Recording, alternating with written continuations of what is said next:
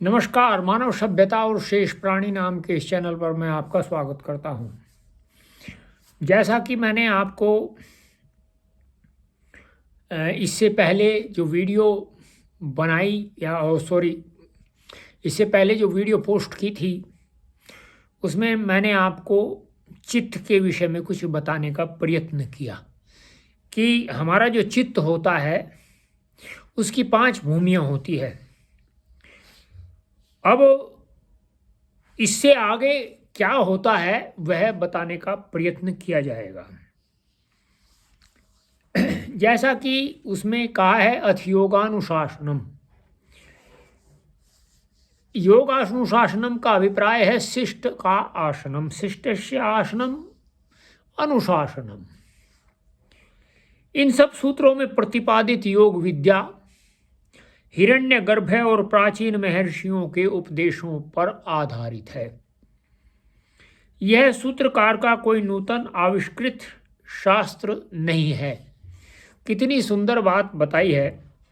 आजकल तो ऐसा देखा जाता है कि मनुष्य जो है वह किसी का नाम लेकर के, किसी का पता नहीं क्या क्या करके वो अपना जो है अपने आप को उससे जोड़ लेता है।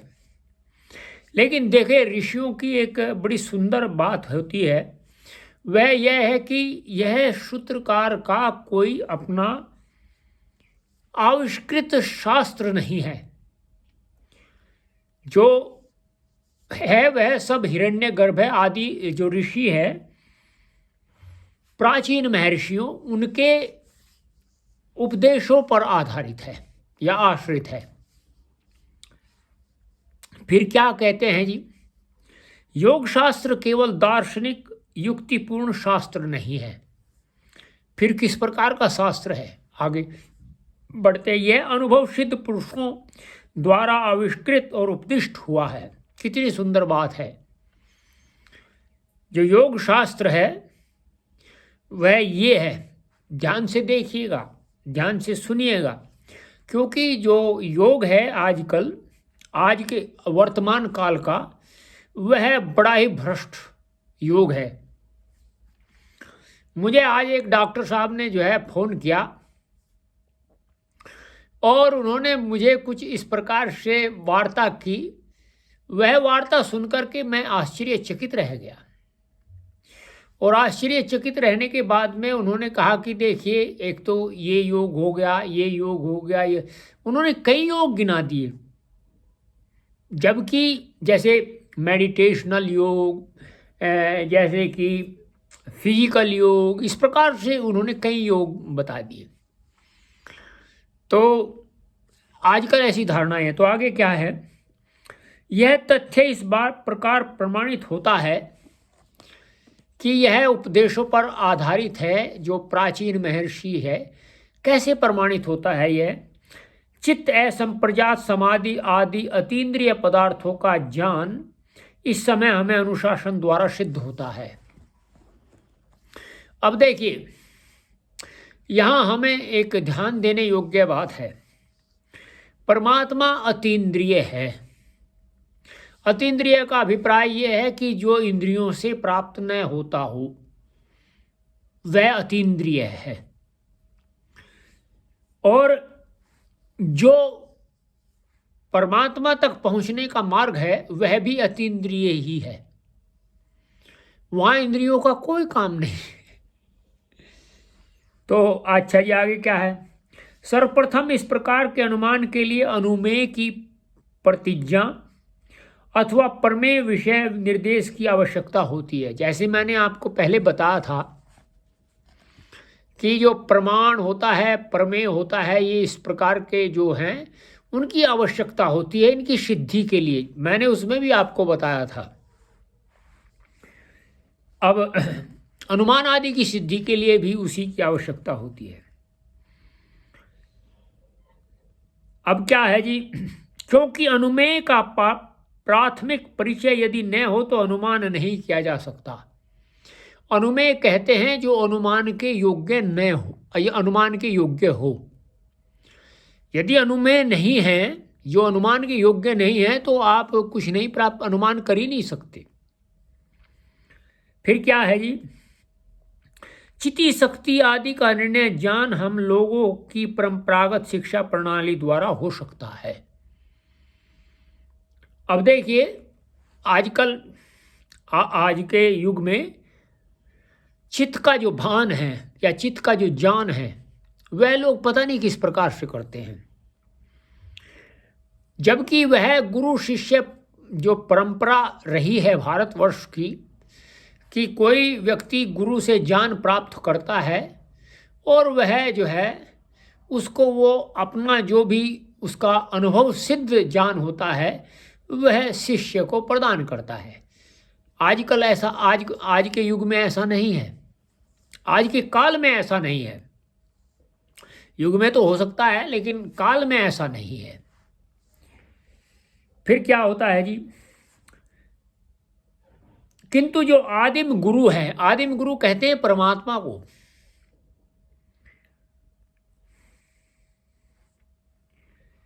क्योंकि जो आदिम, जिन्हें किसी ने भी इसकी शिक्षा नहीं दी, वे इन अतीन्द्रिय विषयों का ज्ञान अनुमान द्वारा कैसे कर सकते हैं।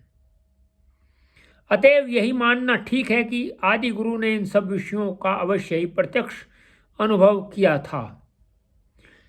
आदिम गुरु जो है परमात्मा भी होता है, और आदिम गुरु किसी जो ज्ञान होता है जिसका वह प्रत्यक्ष अनुभव करता है या साक्षात अनुभव करता है, वह भी आदिम गुरु ही होता है। तो फिर क्या है जी,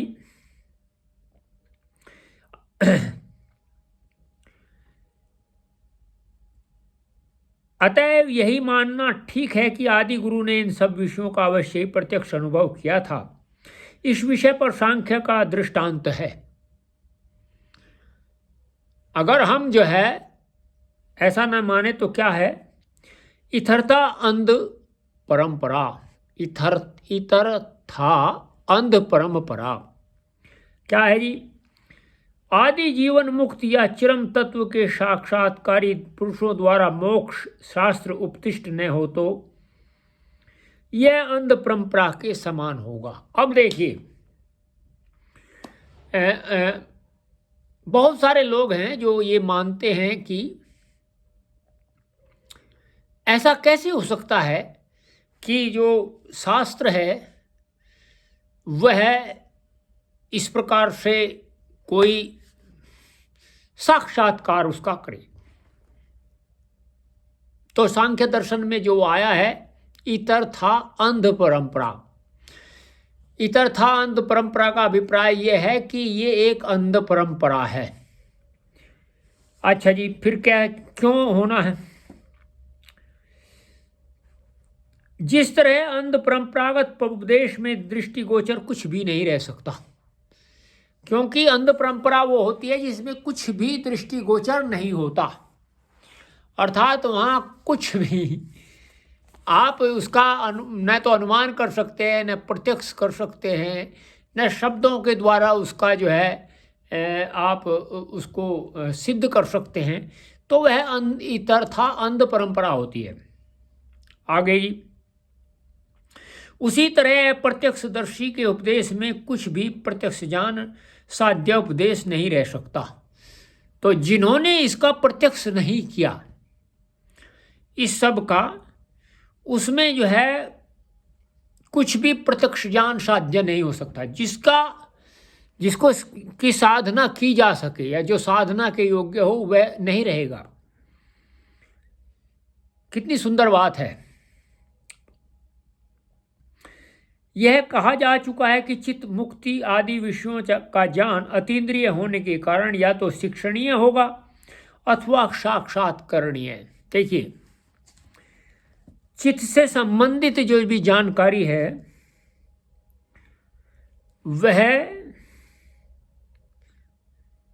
या तो अतीन्द्रिय होने के कारण शिक्षणीय होगा या साक्षात्करणीय होगा।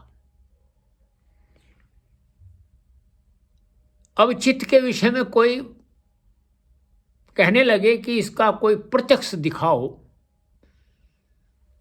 तो वो प्रत्यक्ष में साक्षात जो शिक्षणीय है अर्थात शब्द जो है प्रमाण, उसी से उसको सिद्ध किया जा सकता है। आदिम गुरु के लिए वह ज्ञान शिक्षणीय नहीं हो सकता, इसलिए आदिम उपदेष्टा का वह प्रत्यक्ष अनुभव है। तो प्रत्यक्ष अनुभव है जो जिन्होंने प्रारंभ में इसको प्राप्त किया।